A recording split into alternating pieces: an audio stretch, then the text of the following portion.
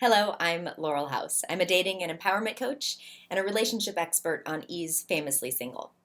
What are you doing wrong that's making it so that you can't get a second date? You're probably banking on chemistry. Chemistry is one thing, connection is another. Chemistry is immediate. It's a drug-like state that actually registers in your brain in the same location as cocaine. You either have it or you don't. You can build it through other means though, but that initial hit is what daters often use to dictate relationship potential, which is not smart. But that's another video and we won't talk about that right now. Connection is created through conversation, vulnerability, authenticity, and showing your humanity. Those are also the top 4 consistent problems that I notice daters struggling with: conversation, vulnerability, authenticity, humanity. So what are you doing wrong? Why can't you get a second date? Here are 7 common reasons. Number 1, you were perfect.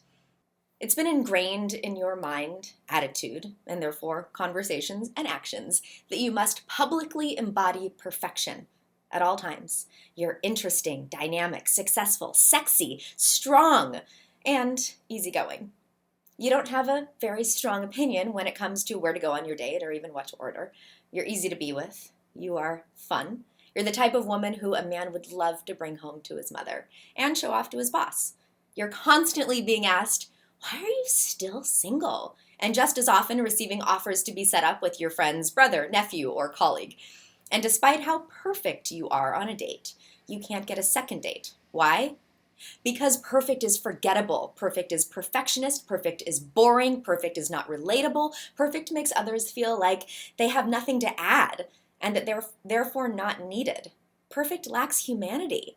Being imperfect and authentic is scary, but essential. Be your quirky, silly, deep, even vulnerable self. That makes you sticky. It's what makes you memorable and what makes them wanting more. Number 2, you were easygoing. You love doing things for others and you have a hard time doing things for yourself, and even a harder time when someone wants to do something for you. The problem is that in an attempt to please others, you have lowered your standards when it comes to what you deserve. You are a do-gooder with an "I can help you" attitude that attracts men who like the attention and enjoy the fruits of your labor. When selflessly trying to please others, you're also showing off as someone who doesn't deserve to be pleased. And that makes a guy wonder, why? What's wrong with you? Guys want to feel like they won the prize, like they're the big man on campus with the most desired woman on his arm. Let him feel like he scored. He will see this confidence being emitted from your smile and from your attitude, and he will be convinced that, yes, even if you're ugly or fat or less popular, he scored, because he scored you. You need to know it. You need to believe it. You need to own your worth and act like it, because why would he treat you like a priority if you don't? Number 3, you were too fun. You're always busy and super fun. You talk about fun things like music and travel and friends and food. You shy away from areas of depth like passions, what inspires you, your core values, your exes, what you're looking for in a relationship, while you desperately want depth. Your attitude of fun turns off the guys who are looking for something real. So you attract the guys who are looking for just fun, maybe even just for fun tonight. So why did you stick with just the fun and safe subjects? Because you thought you should. You thought those are the rules, right? You don't want to scare them away. You don't want to appear to be too dramatic. The problem is that you were being fake. Because reality check, you aren't always happy and perky and fun. You're real. So if you want to attract something real, if you want a second date, then get real and get raw. That's what makes you sticky and what makes them wanting more. Number 4, you were a really good listener. And you shared nothing about yourself at all. This isn't a therapy session. Conversation is a give and take. You talk, they talk. You talk, they talk. More than you than them. You need to comment on what they said. Maybe ask questions about what they said. Then share something that's relatable. That deepens and expands the conversation. It's like playing strip poker. You both need to strip off your clothes, or the person who's standing there totally naked feels uncomfortable. Unless they're just so full of themselves that they didn't notice that they were the only one talking, you need to also talk. Number 5, you didn't listen. Same as the last one, but opposite. You either A, talked about yourself the entire time, or B, asked questions, and when they were answering, you immediately were consumed by what you wanted to share, making it so that you couldn't listen to what they had to say. What this creates is the feeling of a fragmented conversation.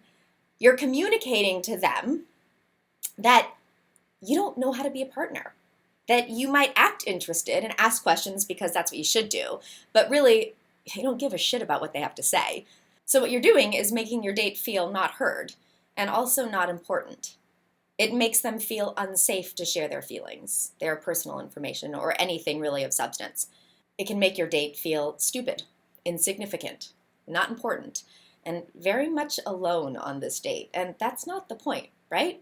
So here's an example of what I'm talking about. All right, so your date says, it's been a super stressful week. My dog, who's been with me for the last 12 years, got sick to the point that I had to take her to the hospital. And the doctor said that they don't know what's going to happen or when I'll be able to take her home. And here's you. You're just staring. Clearly, your wheels are turning in your head, but you're not listening. So your date then gets a little bit insecure and says, I know she's really just a dog, but she's been my companion, and I did save her from Hurricane Katrina. And in many ways, even though I did technically save her, she saved me. I was in a really bad place at the time when I got her. You. Still staring. Clearly distracted. Looking like you want your date to just get on with it so that you can then talk. Your date. Yeah, so anyway, it was a hard week. You. Huh. Yeah, my week was intense. I had a really important meeting with this new client. Could end up being a huge win for me if we're able to push this plan through. It could be a lot of money for me. You just made your date feel totally insecure and like he was not allowed to be vulnerable. It made it awkward. See what I mean? You ignored your date. Sure, you were hearing what he was saying, and you may have even been able to repeat back everything that he said, but you weren't listening. Then you immediately shifted the conversation back onto you with an attitude that made it seem like you believed that you were more interesting and important. So now your date is either going to do one of two things: feel really insecure and try even harder to get you to look at him, or it's going to just shut down and write you off as a jerk or someone that he has no connection or chemistry with. Conversation on a date is critical. It's also an art. It's something I practice with most of my clients because honestly, most clients and people in general are awful at it. And unless your sexual chemistry is off the charts on a date, it's your conversation that's going to create that connection, open that heart, and make you what I call sticky, making your date want more of you. Number 6, you offered to pay. Ladies, friends go Dutch, business associates go Dutch, dates don't. What do you want? A friend? Business partner? A job? Or a boyfriend that might lead to a husband? Ladies, never put down a credit card, do a fake reach, or even just offer to pay on a date. I don't care if you are wealthier, uglier, fatter, less popular, more pathetic, or luckier to be out with him than he is with you.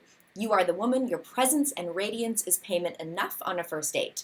In fact, it's payment enough for the first several dates. The act of pulling out a credit card or cash from your wallet at a dinner table is masculine. It is not feminine. I do not want you to ever offer to pay again. If they offer, if they suggest, hey, why don't we split it? You can look at them and say, isn't this a date? Even if the date didn't go well, you still entered with the agreement that this is a date. And on the date, he is going to pay. This is about your attitude more than anything else. Women pride themselves on being empowered, which I totally agree with. But you guys are taking it too far in the dating world. We've become too gender neutral and maybe even gender avoidant when it comes to dating. Dating is about chivalry. You can be a feminist and believe in gender equality and gender roles. Yes, we are equal and we're different. Allow those differences to be celebrated in dating. So what do men think when a woman offers to pay?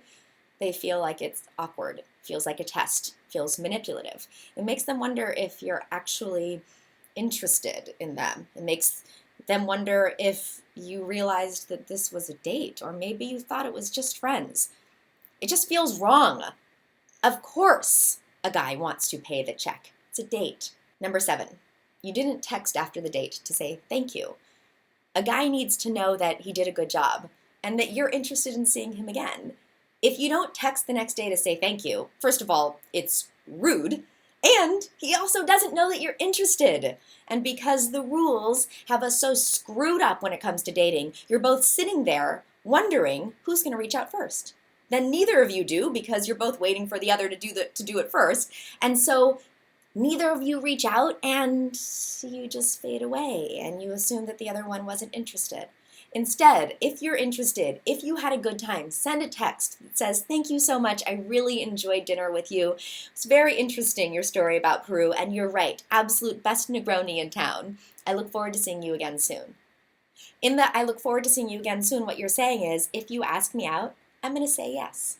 Now, if you didn't like them, if you didn't feel like there was a connection, you still need to text to say thank you, because again, it's rude if you don't. In that text, all you're going to say is, "Thank you so much for dinner last night. It was really nice to meet you." That's it. Then if he responds, "Oh my gosh, likewise, I'd love to take you out again," your response is, "Thank you, I'm really flattered. You seem like a great guy. I just don't feel like we're a match." Period. That's it. Done. It's not leading him on. It's just being a nice person and saying thank you. Thank you so much for watching this video. Please like it if you did and subscribe if you hadn't yet. You can learn more about me on my website, laurelhouse.com. You can follow me on Twitter @datinglaurel and Instagram @laurelhouse. I hope to see you again soon.